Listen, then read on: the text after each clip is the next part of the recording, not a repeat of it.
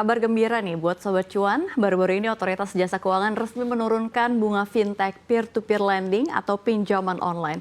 Nah, mungkin dari Sobat Cuan sendiri ingin meminjam uang begitu ya untuk modal usaha. Nah, untuk memenuhi kebutuhan sehari-hari atau lainnya, mulai sekarang nggak perlu khawatir lagi nih dengan bunga yang ditawarkan.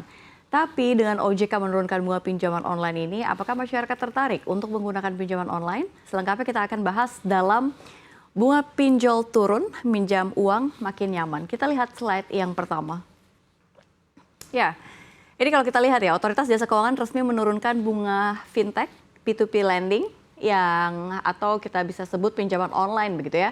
Ketentuan tersebut diatur dalam SE OJK tentang penyelenggaraan layanan pendanaan berbasis teknologi informasi yang resmi diluncurkan pada Jumat kemarin bersama dengan roadmap pengembangan dan penguatan fintech P2P lending 2023 sampai 2028. Nah, dalam peraturan tersebut ada penetapan batas maksimum manfaat ekonomi atau bunga serta denda keterlambatan berdasarkan jenis pendanaan sektor produktif, di mana sektor konsumtif yang akan diimplementasikan secara bertahap dalam jangka waktu 3 tahun, yakni 2004 hingga 2026.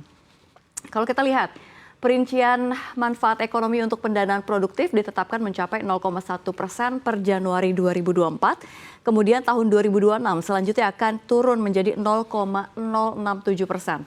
Sementara untuk pendanaan konsumtif, manfaat ekonominya ditetapkan menjadi 0,3% per hari. Disusul tahun 2025 menjadi 0,2% per hari dan 0,1% pada 2026. Ya, OJK kalau kita lihat juga mengatur denda keterlambatan untuk sektor produktif mencapai 0,1% per hari mulai 2024 dan turun menjadi 0,067% per hari pada 2026 mendatang. Jadi sementara denda keterlambatan untuk sektor konsumtif mencapai 0,3% per hari mulai 2024 dan 0,2% per hari pada 2025. Nah, denda keterlambatan untuk sektor konsumtif turun menjadi 0,1% per hari pada 2026. Kepala Eksekutif Pengawas Lembaga Pembiayaan Perusahaan Modal Ventura, Lembaga Keuangan Mikro dan Lembaga Jasa Keuangan lainnya, Agusman menyebut penerbitan SEOJK tersebut adalah wujud konkret dari implementasi roadmap pengembangan dan penguatan fintech P2P lending 2023 hingga 2028 pada pilar pengaturan pengawasan dan perizinan.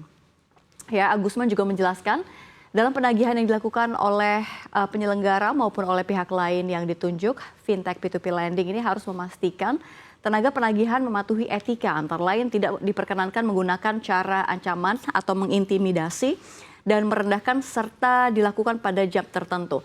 Lantas apakah pinjol bisa menerapkan bunga lebih besar dari jumlah pinjaman nasabah? Kita akan bahas di slide berikutnya.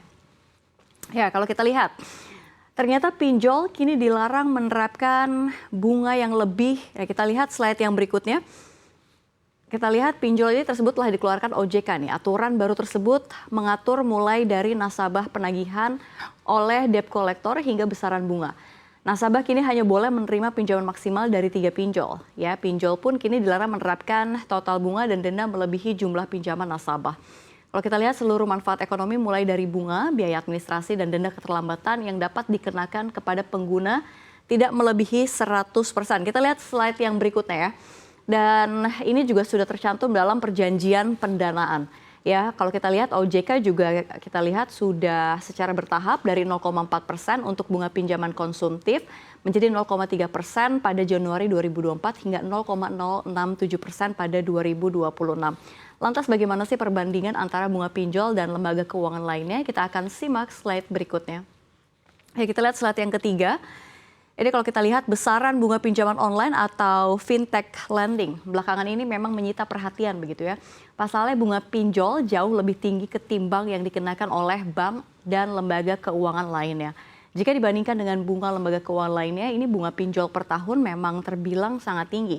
Jadi dengan bunga 0,4% per hari, bunga pinjol per tahun bisa mencapai 144% atau 1,4 kali dari pokok pinjaman. Angka ini jauh lebih besar ya daripada KTA atau kredit tanpa agunan bank, yakni berkisar 10 hingga 25% per tahun. Jadi kalau kita melansir dari laman resminya Asosiasi Fintech Pendanaan Bersama Indonesia atau AFPI, ini mengungkapkan 3 faktor yang mempengaruhi tingginya bunga pinjol daripada bunga pinjaman bank. Yang pertama kalau kita lihat karena resikonya tinggi. Kalau kita lihat adanya resiko tinggi ini disebabkan oleh kenyataan bahwa platform fintech pinjaman online harus menghadapi risiko yang besar, terutama dalam hal pembayaran kredit yang macet oleh nasabah. Dana yang dipinjamkan melalui layanan fintech lending diperoleh dari individu atau perusahaan yang meminjamkannya kepada peminjam untuk berbagai keperluan. Jadi jika pinjamannya gagal membayar, ini resiko terbesar akan ditanggung oleh platform fintech tersebut. Lalu kita lihat yang kedua, kemudahan yang ditawarkan. Jadi fintech pendanaan menyediakan proses yang sangat kritis dan mudah dalam memberikan pinjaman. Para calon peminjam misalnya hanya perlu menunjukkan KTP atau kartu identifikasi lain dan mengisi informasi pribadi melalui aplikasi untuk meminjam dana. Selain itu pinjaman dari fintech pendanaan juga sangat terbuka. Sasaran dari platform ini adalah masyarakat yang tidak mampu menjangkau pinjaman dari bank karena kondisi apapun seperti pedagang kecil, UMKM, dan lain sebagainya. Kita lihat yang terakhir, ini ada tenor pendek. Tenor pinjaman juga berperan dalam menentukan besaran atau besarnya bunga pinjaman. Pinjaman online umumnya memiliki jangka waktu yang relatif singkat ya. Biasanya dalam hitungan bulan dan tidak mencapai beberapa tahun seperti yang umumnya ditemui dalam pinjaman bank. Hal ini juga berdampak pada besaran bunga pinjaman online yang akan dikenakan. Selain itu juga ada jumlah peminjam online yang berpengaruh semakin besar, pinjaman semakin tinggi pula bunga yang akan diterapkan. Lantas seperti apa tanggapan dari Asosiasi Fintech Pendanaan Bersama Indonesia atau AFPI terkait dengan diturunkannya bunga pinjaman online ini? Kita lihat slide berikutnya. Ya, ini kalau kita lihat tanggapan dari AFPI ya, Asosiasi Fintech Pendanaan Bersama juga Indonesia atau AFPI buka suara terkait kebijakan terkini soal suku bunga pinjaman online. Seperti yang sudah saya paparkan di slide sebelumnya begitu ya, mulai Januari 2024 Otoritas Jasa Keuangan akan menurunkan batas maksimum bunga pinjol secara bertahap.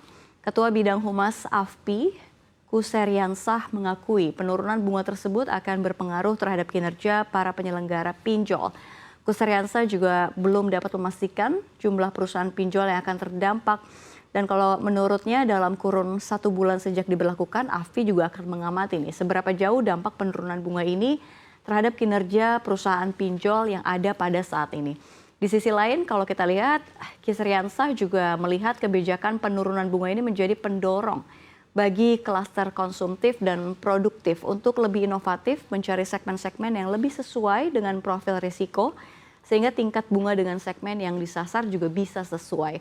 Dan kalau kita lihat dari AFPI juga melihat penyaluran pembiayaan pinjol akan cenderung melambat pada tahun ini, namun dirinya juga optimis kinerja pertumbuhannya masih di atas rata-rata pertumbuhan kredit nasional.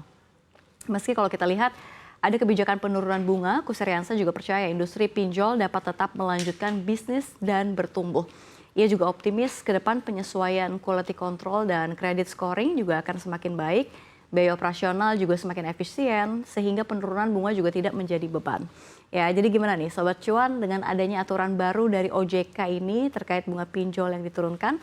Apakah kalian tetap akan memilih pinjol atau lembaga keuangan lain ya? Ya, tentunya kita berharap begitu ya. Ke depan bunga pinjol ini bisa semakin ditekan guna dapat membantu masyarakat kecil yang ingin mendapatkan dana segar untuk menunjang kebutuhan mereka atau usaha mereka. Tapi jangan lupa juga kamu yang sudah terlanjur melakukan pinjaman online agar segera dibayar begitu ya. Jangan sampai memang terlilit utang pinjol dan ujung-ujungnya denda dan bunga kian menumpuk dan berakhir di blacklist Slick OJK.